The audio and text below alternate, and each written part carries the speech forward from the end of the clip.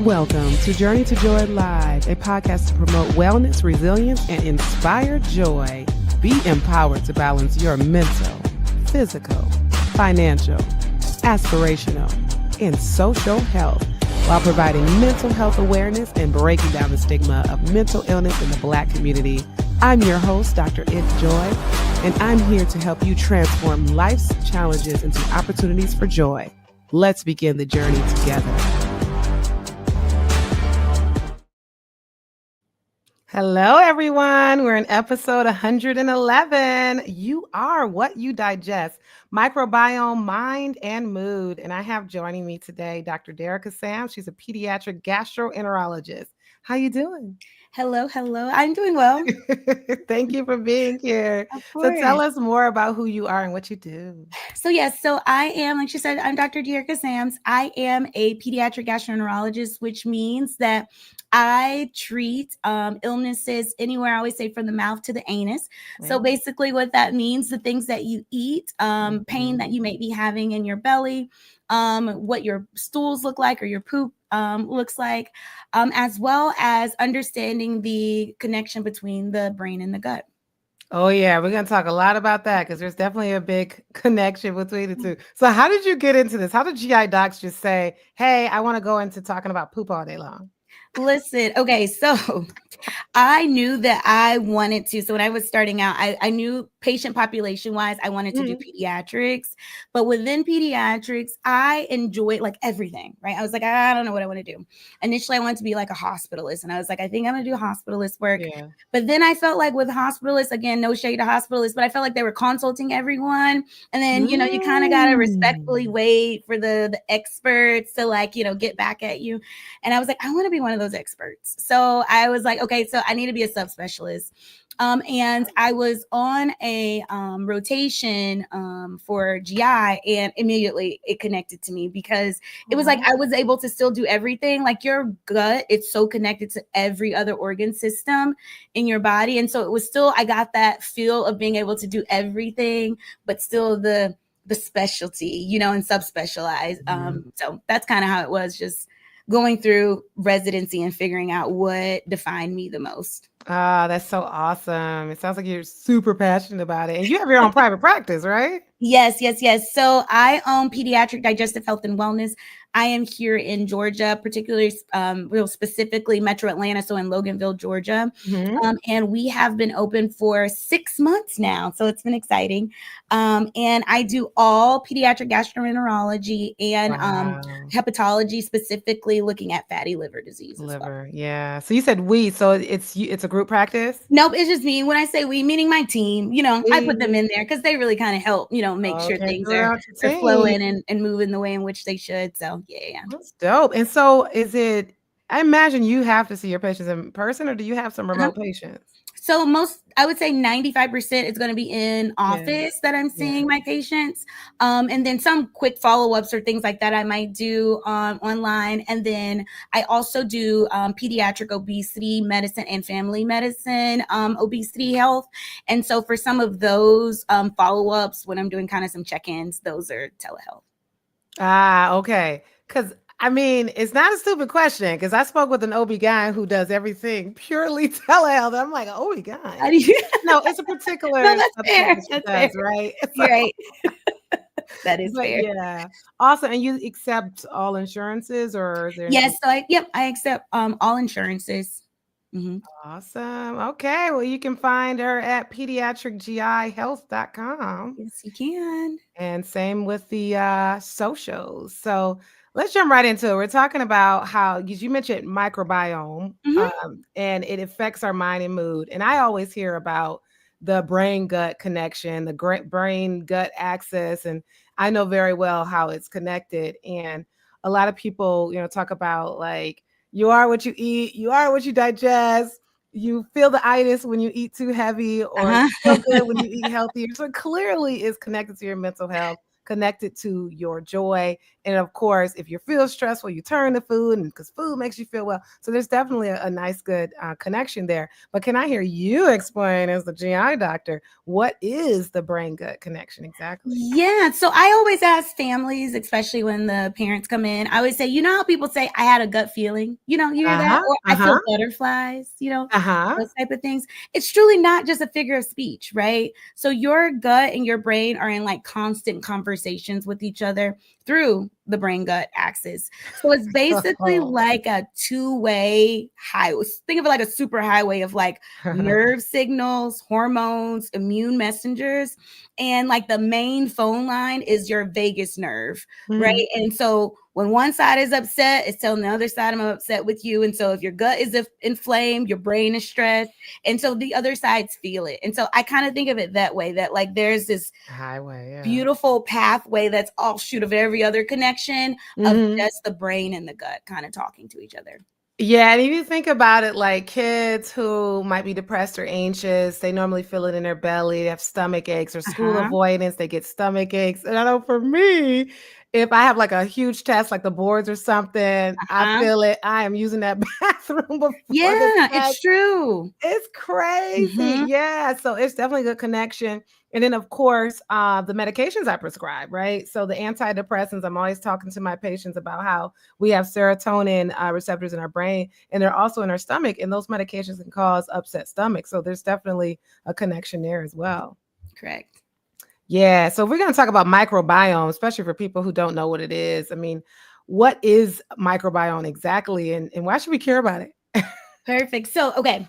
So I always do this. I'm a very visual person because I work in pediatrics. And so I'm Yeah. always trying to put it together where to make everyone understand it. So I think about it, right, of this like community of trillions, truly trillions of bacteria, fungi, and like other microbes.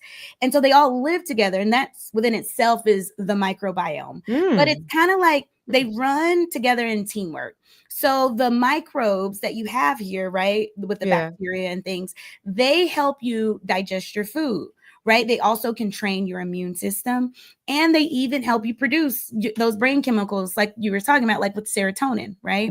And so when you have a healthy, diverse microbiome, or essentially this bacteria, fungi, and other microbes, then, you have a stronger immune system, you got better digestion, and we talked about even better mood, right?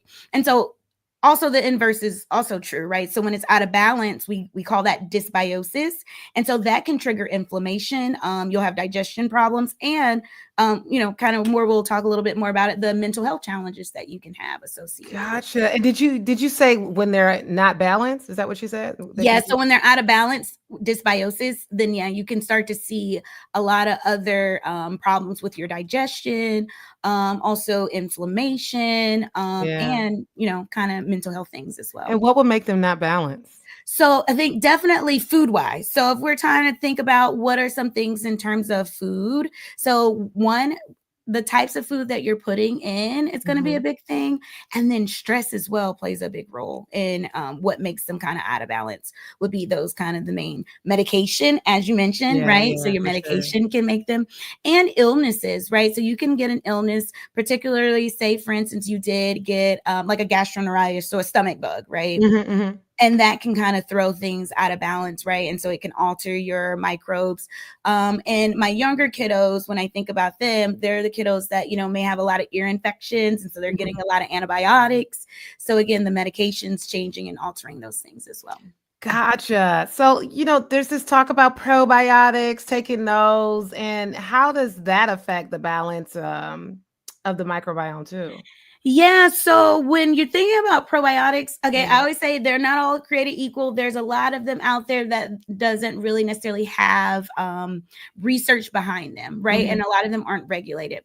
So in my office, the one that I particularly like to use is called Visbiome. I actually have a little thing around here, so I can show you right here. Okay. So I see Visbiome, I that. really like a lot because they work. There's a lot of research. And for me, when I'm looking for things to recommend, it's always harder because trying to find things in the pediatric population, right? We shy away from like wanting to do research on our babies, and so younger, children. So I totally understand it. Right. So it's a lot harder Yeah. when we're trying to identify things. So when I find something that like the whole family can use and like my children can use, it's always exciting. But with Biome, they are active live cultures. So this is what you're going to keep in the refrigerator. And depending upon kind of what symptoms you are experiencing, will tell you kind of what your dosage should be. So we have one that's kind of like a mild version. So you may only take a certain amount. We say like mild IBS. So our irritable bowel syndrome, our functional. So that's that brain gut, right? Dysfunction. So that one versus if you have severe IBS, and it goes all the way in terms of spectrum wise that we can even treat inflammatory bowel disease, right? And so with probiotics. So looking at particularly with ulcerative colitis, it has been shown to kind of help decrease inflammation and to keep people kind of their symptoms at bay. So that's one of the ones, like I said, there's a lot of research behind it.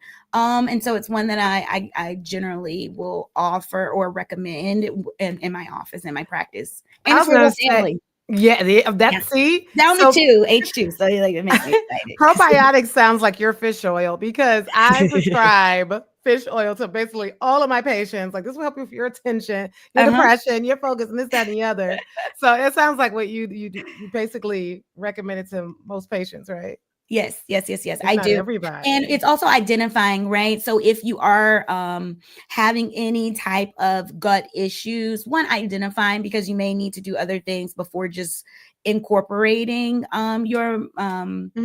your medications or doing the probiotics, but also kind of after you've kind of identified what's the underlying issue, then probiotics are always helpful, kind of helping with especially for pain wise as well, can be really helpful for that. Okay. So how do you know when there's dysbiosis? Like, is there a particular test you do, or should patients look out for particular signs that like, oh, it may be this? In terms of so I would say symptom wise, it's generally kind of what brings you in here, right? So you're going to be thinking about your belly pain, your aches, right? One other thing is gassiness, right? And then the third thing I would say, your stool. So I usually look at those kind of three things as our starters, right? And so when I say belly pain, it's asking them, okay, what symptoms are you experiencing? Most of the time, it's going to be those vague, it kind of generally hurts all over type pain that you're experiencing. When I'm starting to see patients that have very specific, localized pain, then we got to kind of start to think, is there other things, causing it? But for that generalized, okay, my belly just kind of always hurts. In terms of your like gassiness, right? These are patients, they're always like, they pass a lot of gas and it is very smelly, right? So that can be a sign, right? Are you always burping? Things like that is important, right? Because I always say when we pass gas, right, it's not ours really. It's the microbiome, right? So they're helping us break down our food, right? And that's their waste, is this gas that they're producing, right? And so when you're passing a lot of gas and it's very smelly, that can lead to signs of there's something going on from the microbiome standpoint, right? And so that can even lead to what we call like small intestinal bacteria overgrowth. So that's one of those ones where it's that bad that dysbiosis, right? That where you're having a lot of the bad bacteria, and one of those things, that's where you're getting the belly pain, the gassiness and things. And so we even at this stage, and I do it here in my office, is breath testing, where you can literally have someone come in, they blow into a straw, we collect it in test tubes at different times, right? And I'll give them a little drink to taste, and then that kind of brings the bugs out. This is how I explain it to my patients. They bring the bugs out, and then they come and feast on this juice, and then they like produce gas. And so then we have you blow into this like test tubes, and we send it off to the lab, and the lab can tell us on average about, whether you're having more of this bad versus good. And so from there, then we can do a whole gut reset. So that's that one. And then lastly, when I was saying the stool, so I always ask what stools look like. So when in my office, I use the Bristol stool chart scale, and it's can Google it, all over. And so I have them all posted up in the office. And I essentially go through and say, okay, what does your like poop look like, right? Because that can give us insight.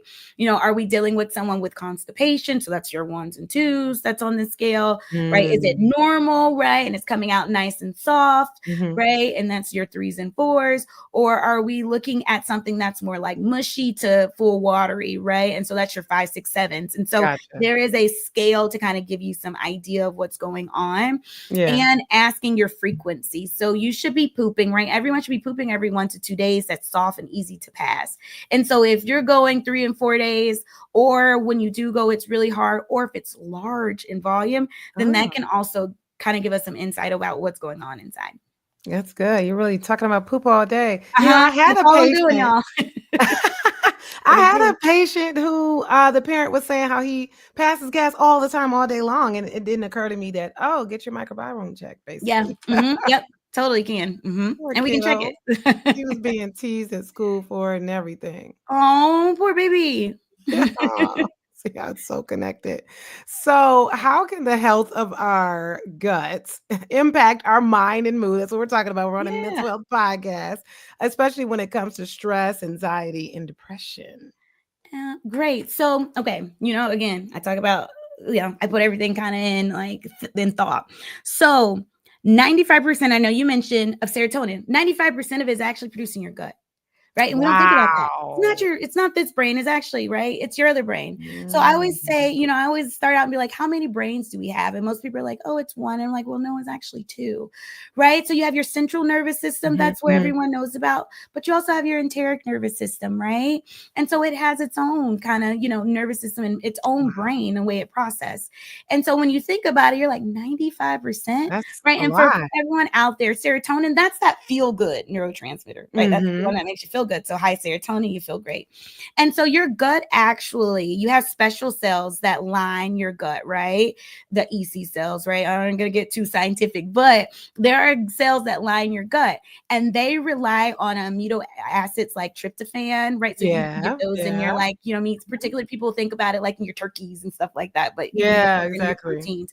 And so you get the tryptophan from your diet, and then they give a little nudge from like the healthy gut bacteria, and they like to make more of it. And so then when you have this, then you're going to produce more and more serotonin. And so if your gut bacteria are thrown off, you're going to make less serotonin. Right? If you don't have the right gut bacteria, you're going to make less serotonin. So if you have less serotonin, then you're going to have, an effect on your mood and your sleep and your overall like emotional resilience, right? You can see that.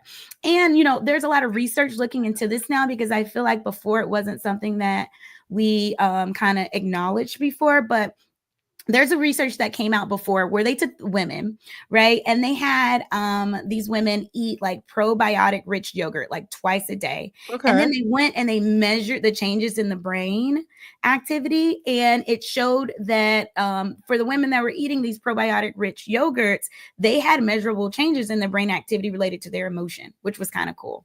And then there was another one where they wanted to know the flip side of it, right? And so what they did were they transplanted like gut bacteria from people that had diagnosis of depression, and they put it into rats, and then the rats started showing depression-like behaviors, right? And so they're looking at the power between that, right?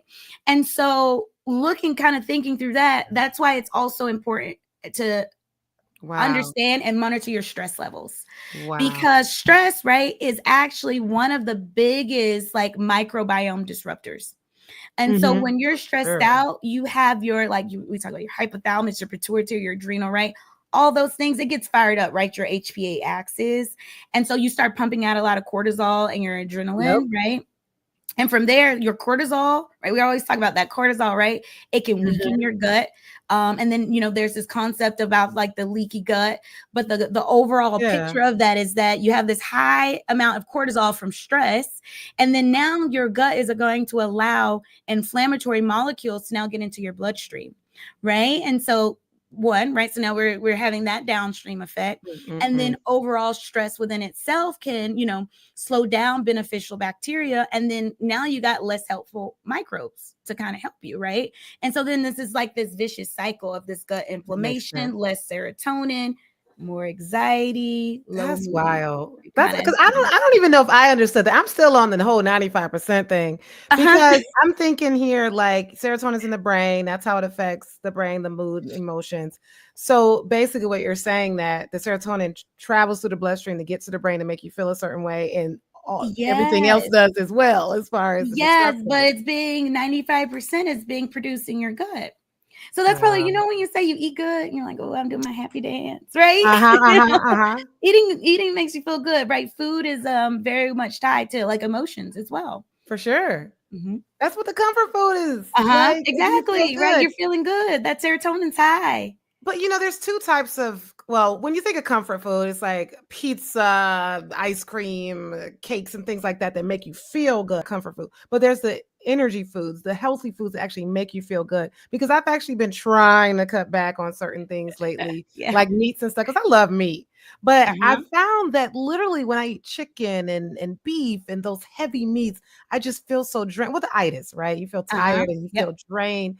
And over the weekend, it just didn't work out where I had like 3 full meals. So I had like less meals, and I also ate more vegetables and fruits and things. I just felt so energetic. Right? It was weird because I'm like, I ate less.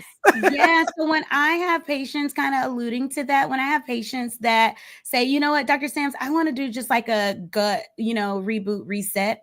I usually say, okay, think about it in like a 3-week span. And it kind of incorporates what you're saying. So week 1, I usually say like, let's do like a clean start. So cutting back, like as you've acknowledged, on those like added sugars, ultra processed foods, right? Drinking your water is going to be important. And then add 1 like fermented like food per day. So you're like sauerkrauts and things like that, your kefir, right? And then also eating like at least 2 servings of like vegetables at each meal. Okay. And then doing some walking, right? At least 10 minutes, even if it's 10 minutes, right? Walking. You don't have to do anything strenuous, right? Just at least doing like a 10-minute walk or some gentle yoga, any of those things, right? And so if you do that for 1 week, and then on the second week, you want to like build from that base, right? So now you're going to want to do something that's going to be some good prebiotic foods, right? So we talked about probiotics, and that's the bacteria itself, right? But we're going to talk about prebiotic foods, meaning the foods that help you fuel and feed the bacteria. So things like onion, garlic, bananas, oats, things like that in particular. Like start to include those into your daily meals because again, you're wanting to make the good bacteria happy. So we got to feed them too, right? And then adding some fiber-rich foods. So you're thinking about some lentils, greens, some chia seeds, things like that. And then alluding, because this is what made me think about, the 3-week gut reboot that I talk about is because you talked about decreasing meat.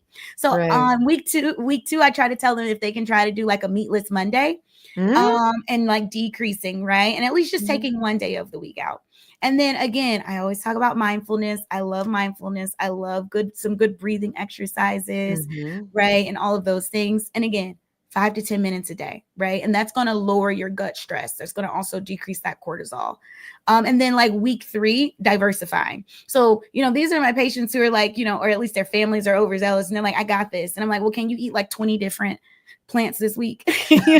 I mean, or at least introduce it, right? At least introduce a new fruit or veggie, and then you want to add the good probiotic, because we were talking about the prebiotic. So we want to set everything, get everything happy. Then we can kind of put some new bacteria, good, gut bacteria into this like happy environment. It's going to be important. And then sleep is super important because why? Sleep, we talked about cortisol, right? And cortisol, your GI tract. So it's all interconnected. So I always am asking my patients and parents about what sleep looks like for them. And then for my adult patients, right, you're wanting to limit your alcohol, your caffeine, and another one, NSAIDs. I'm always You asking say your about. adult patients for your Yeah, peds well, I'm and saying teens. for adult patients, thinking about alcohol, because I don't have to talk about alcohol really as much in some teens, Maybe the kids that but come to not as me are drinking much. alcohol. In some teens, but and it's usually they shouldn't be doing it. You know what I I mean? But know. so I don't really have to touch as Ask your much on patient. it, like Yeah. but in an adult world, like I think that they should also limit your Right. alcohol and stuff as well. Oh, you'd be surprised. You'd be surprised. Uh-huh. So, question about colon cleanses, because my husband and I did that a year ago when we first started our diet, and it just felt like this fresh start. Like, oh, our body's empty. Now we can like eat good and things like that. And then previously, a year prior to that, I remember when I had a GI bug and I was sick, and it was like an easy way to, well, I haven't eaten in a couple of days. Let me start eating healthy now. But anyway, going back to Uh-huh. the colon cleanses, what do you think about those? So I think again, for me, right? Because I am a proceduralist, right? So I do endoscopies, and those are, you got to be really careful. So in terms of the idea behind it, I think it's nice, right? In terms of like kind of resetting. And so if you're wanting like a quicker fix as opposed to kind of doing this week's worth of changes with your microbiome. But I think then also just how are you getting this? And so are we just drinking things to kind of do kind of a cleanse, right? A nice gentle cleanse, or are we going to these Oh, places where they're trying to do, colon I cleanses mean, in an that actual way? place. I forget about Uh-huh. the cleanses you can do on your own. Duh, of Yeah, course. like a natural way. So I'm gonna be I mean, more when they towards put the that. holes up you. I know that's what you mean, but I'm saying for those, right? There's like dangers associated with it, right? I Especially know, if they right? do like the colonic irrigations or the enemas, right? And so with those, you got a lot of risks, right? So Mhm. bowel perforation, right, is Ugh, always a concern, see, right? So if I you knew it. tear things, I was afraid because I was dehydration, cramping. right? Mm-mm. Dehydration and electrolyte imbalances, right? That's Yes. another big one, right? Because again, you have a large amount of fluids that's in your body, right? And particularly if you're now going to be 50%. cleansing things and pulling things out, they're going to be fluid shifts. And Mhm. so, like, who is doing this and how are they monitoring these things, right? Infection, right? Well, how are they using, like, it's a non-sterile environment, but I don't need somebody else's poop being introduced into He said, my "No." colon, right? So like what equipment, right? Are they using sterile equipment? Ooh, Things like that. oh And then boy. also, why are we doing the colon cleanse? Oftentimes, right? And I have seen it where patients think that that is going to be the treatment for the problem and they have something else that's underlying, right? So a Exactly. colon cleanse is not going to just go and cure your inflammatory bowel disease, you know what I mean? And so Yeah. I would still say that you need to have followed up with your doctor or specialist that's going to kind of do your baseline workup to ensure that you don't have something else going on that's Mhm. causing the symptoms you have. But from a Yeah. general aspect behind it, I think it's always great to do like a nice gut reset, Okay. but Gut in a reset. safe way. So that's why it makes it a little hard when saying to go in and Yeah, get because the you don't know where they're procedures. going. That's all Makes the sense. hard part. Okay. All right. Well, let's go back for a second here because my Yeah. good friend Melanie, she said coffee. No, no, yikes. Yikes. So let's spend a little bit more time on that because I think the majority of us drink coffee. I mean, I happen to be the one that I'll drink it here and there from Starbucks, but it's the dessert. So I get the caramel ribbon crunch. I always ask for extra caramel, extra crunch. So it's all about dessert and sugar for me. But then there's the adults who they have to have a cup of coffee in the morning, at lunch. My husband has to go out at 9 p.m. and drink it. Not even for sleep. It doesn't affect his Yeah. sleep. He goes to sleep. So anyway, what's the deal with coffee? So when we're saying in terms of coffee, not completely removing it, we're just talking about limiting it, right? And so oftentimes coffee, as you know, it can have a laxative effect, right? So we're thinking about that, right? Because Yeah, with coffee, with the yeah. caffeine, it actually stimulates your CNS, so your central, which works Of opposite, right? When course. I think of the CNS, we're thinking about, your rest and digest, right? Yeah, yeah. Well, where your CNS is your fight or flight, and your Mm-hmm. ENS is your rest and digest. So they're working on different, right? Because we have two brains here. So we're talking about that. Mm. So if you're now activating and stimulating your Ah, CNS, right, that's here, then you're going to have, right, some effects also on your makes gastrointestinal sense. as Yeah. well, Uh-huh. right? Uh-huh. So you're, again, two brains. Coffee is stimulating. It helps you focus, keeps you awake, but it's going to do the same with your GI tract. It increases what we call Wow. peristalsis, so that movement, right? Yeah. That wave-like movement. It Yeah. also will stimulate the release of more gastric acid, right? Mhm. So for my patients with Makes reflux, sense. it's going to make the Oh, reflux yeah. worsen, Oh, right? yeah. Definitely It's does that. going to also, right, if we're kind of talking about our extension of our GI tract, right, the secretion of bile, right? And so bile is important because it helps break down or emulsify fats within your GI tract. So now you're getting more of that. So a lot of patients will get diarrhea and things like that from there. The other thing that can Yeah. happen where you're talking about like pain and things like that, that it can stimulate specific hormones within your GI tract. Coffee does, the caffeine portion of Mm. it, like gastrin, there's CCK, and the CCK, again, gastric colic. So again, all of this kind of like cramping, filling, things like that, that you can kind of feel. So that's kind of one of the things that you, when you think about it. And so if you're having a Yeah. digestive issue already, and then you're adding caffeine to the mix, then you can overall exacerbate like existing digestive issues. And that's what's going to Yeah. worsen or trigger more discomfort for you. So that's usually. And then on the flip side, because we're talking about the brain gut connection, right? You got the trigger of like anxiety or jitters, right? And so, and Mhm. you know, some people, you drink coffee and you can feel it, right? You feel it all over. And Yeah. so that's kind of the same thing as well. Oh, yeah. Yeah. I mean, it goes without saying that there's just watching what you put in your body, Uh-huh. especially extra chemicals that are going to directly affect our brain and how we think and things like that. But hearing like the details of how it affects our digestion and our microbiome, this is just really like eye opening for a lot of us because, you know, we're told by our docs, like, oh, you got to eat this, don't eat this, don't drink that. But not a lot of us understand the details of why. Mm-hmm. So Yeah. this is great. So what are some everyday habits? And you've obviously talked about some things like what to stay away from. But what are some everyday habits, good or bad, that can either strengthen or harm our gut health? Yeah. So I would say, I'm going to do on the positive note first. So we'll talk about some good A things, good right? thing. Because I feel like I'm like, I don't want to scare everybody and then be like, oh my gosh, everything I'm eating is all bad. So I would say helpful things, right? We talked about eating a wide variety of plants. Everyone always comes in and parents are always asking, like, what can I just give them? Just eat right. Right. So it starts about what you're putting Yeah. in. When I have any new patient that comes into my office, I always start from what are we putting in our body? Yeah. Because that's usually, right, the start of kind of where we're at, right? What are kind of starting the symptoms. So again, if you can truly aim, like if you're like, if I had to choose, aim for at least 20 different fruits and veggies, grains and legumes, like in a week. It's kind of where, you know, if you wanted to 20. start, like your plate should just be full of all these fruits and veggies, right? Wow. And adding, like I was telling you, trying to do at least one fermented, you know, food a day. Mhm. So like your yogurts, your kimchi, things like that. And then a lot of good regular movement and exercise, right? Because Yeah. you're moving things, you're moving your bowels, all of Yeah. this. And then good sleep, stress management would be those main things, right? So then Right. harmful, right? The bad part, I would say high sugar, ultra processed foods, right? The things that's good. Too much The alcohol, things right? that We talked taste about that. good. And then Exactly. the unnecessary antibiotic use. This is a big one. Again, for my Mm. pediatric patients, because, you know, Mhm. parents are so used to like, hey, I go there, my child has a cough, a runny nose, ear infection, right? I need some antibiotics for that. And right, we're so used to that, we need antibiotics for that. And so we don't think about the Yeah. detriment and the horrors that's causing in your belly because of these Mhm. antibiotics, For right? sure. And so that's one of the big things. So limiting, if you can, antibiotic use is one of the big things that I kind of start out with them. And then Yeah. obviously, if you're having chronic stress, right? So understanding what your environment, figuring out ways to de-stress.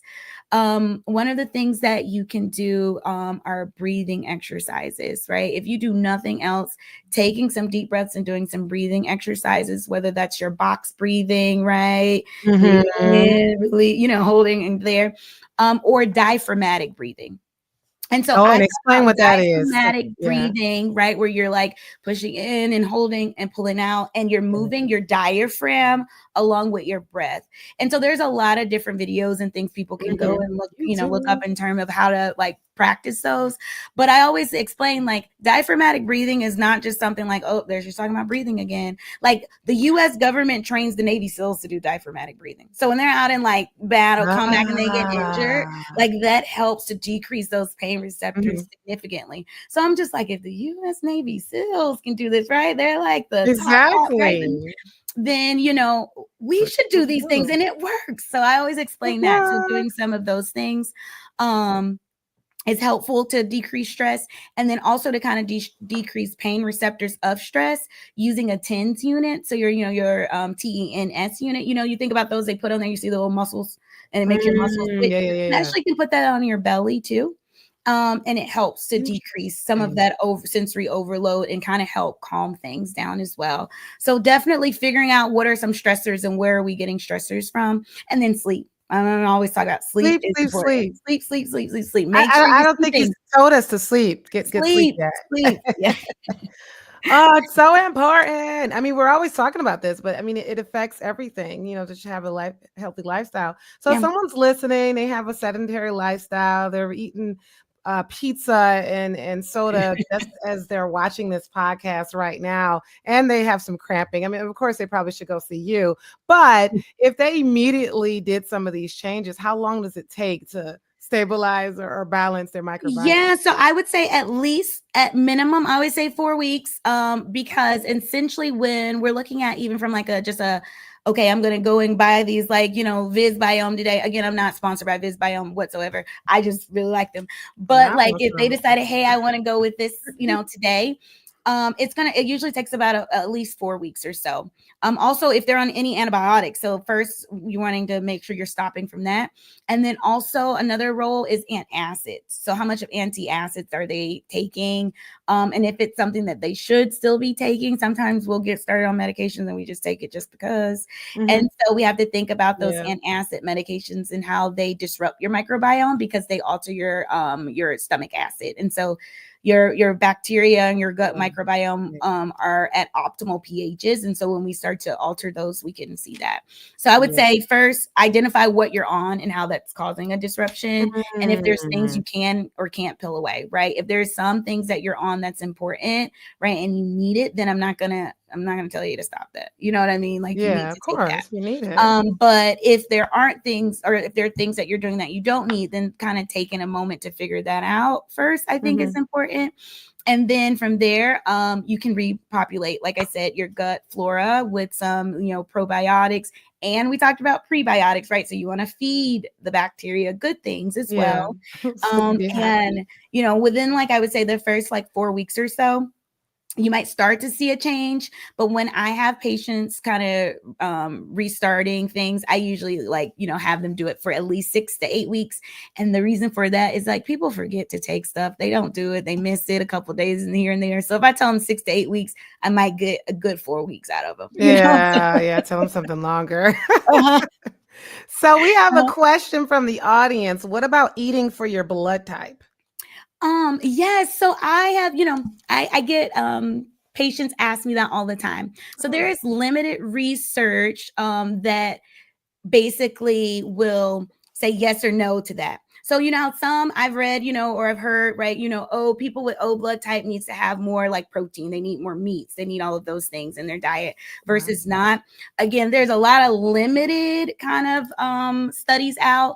And I would probably defer more to my, you know, hematologist in terms of like how that makes a big difference in what your markers of your blood type and what that looks like. But from the studies and from like a lot of anecdotal evidence, you know, where patients will come out and they'll have their testimonials that eating certain things may be more important, right? So we're talking about like our A blood type. They say they should just eat mostly fruits and vegetables. And so, you know, and then our O's, like, you got to make sure you're getting some steak in there throughout the day. You know what I mean? And so I've definitely seen a lot of literature, like I said, on it, but like research behind it, I haven't seen as much research behind the literature. Does that make sense? Like, it makes everyone's talking about it. And so I definitely know the differences between what, you know, the suggestions options are. And so when I Yeah. have parents ask that, you can try it and see how you feel. Like that's what I say. It's not Yeah, gonna you hurt. Like you're not sound like hurting me yourself. when my parents, my patients ask about diets and how it's going to affect ADHD and things like that. I'm like, you could try it, because like you don't always know all the research when parents come and ask you questions. But that is interesting about the blood types. I've never even thought of that. Wow. Yep. It's definitely a thing. So whoever asked that, thanks. But yeah, I get that as well. People asking. Great question, Melanie. Okay. Well, this has been great. I told you we get to the 40-minute mark quick. Look at that. We did. Look at there. Oh my goodness. Well, yeah, I try to limit it so we don't go too long so people, can get to keep watching. But anyhow, my last question that I always ask all my guests is tell us about your personal journey to joy and how that's been going. So let me think about this. Let me get it together. So I feel like, let's see, if I had to describe it, that I'm walking through a season where I would say joy isn't something that I'm stumbling upon. Like I feel like I'm being really intentional about it. Right. So it's something like I'm actively cultivating. Right. And I'm allowing like the universe to align these moments, these people and opportunities to like help me see the beauty in my own life. And so in terms of like my own life, right. So I'm a mom, I have 3 children, right. I'm a wife, I'm a, She's a wife, mom, boss. Yes, exactly. I'm a daughter, I'm a sister to my brother, and to my sisters. And so like, I'm all the things to everyone, right? And family members. And so I think like in the rhythms of like my family life, I am learning to find joy in those moments. So, right, like the laughter, the noise, right? The quiet in between moments, right? I'm finding that like joy doesn't need to come from like big events. That's right. Good. And so it's from like those like shared meals that I'm having with my babies or the silly conversations, right? Yeah. And like the safety of like love that surrounds me, right? Because I've went to trainings all from different states and all over. And so I'm finally back home around all these beautiful people that I love and that loves me back, and so in loving myself as well, I'm realizing that I don't have to wait for everything to be perfect. Right. And that I can feel joy. It's never going to be perfect. So yeah. And so like I'm learning like my joy overall, right, is uniquely mine. Right. And so sometimes it's messy, sometimes it's magical. Right. And so it's just like unfolding in ways that remind me like I'm connected to something bigger than myself. But like with every step, though, I'm not just like chasing joy, like I'm truly becoming it, like within myself. I love it. That's why I like asking that question with everyone, because it's everyone has similar answers, and the uniting theme is like being intentional, right? Yeah. It takes work. So everything we talked about today, it takes work. It's probably going to be hard to change your diet and change your lifestyle and try to figure out how to get some good sleep. But you got to do it, and you have to stay consistent and disciplined, and that's how you will find your joy and keep it. Yes. So that's important. Thank you so much for coming on the podcast. You made it. And don't forget, everyone, the Enjoyno, which talks about how to balance your mental, physical, financial, aspirational, and social health. And we talked a lot of things that Dr. Sam's talked about tonight. You can read that through the Enjoyno and help with your daily life and mental wellness. That's on my website, drenjoylife.com for $35, and then Inspire Joy for the Wife, Mom, Boss as well for $17.49 on my website, drenjoylife.com. So, and you can get the Joy Bundle for $45. Look there, go get it. All right. Well, thank you everyone for watching. This has been great, and thank you for the comments. This has been an Enjoy Life production. If you're in a crisis, don't hesitate. Call, text, or chat 988 for immediate support. Please note, this podcast is for informational purposes only and is not a substitute for professional treatment. If you're looking for therapy or medication management through Enjoy Life, visit www.drenjoylife.com to request a consultation. I'm licensed in 12 states. I accept Aetna in Georgia, Florida, and Virginia. Be sure to grab your copy of the Enjoyno to help you on your wellness journey. Also check out Inspire Joy for the Wife, Mom, Boss to help you balance it all without losing yourself. Better yet, get the full Joy Bundle for just $45. Remember, Journey to Joy Live is every Thursday at 7 p.m. Thank you for joining me, and until next time, may you continue to transform stress into joy.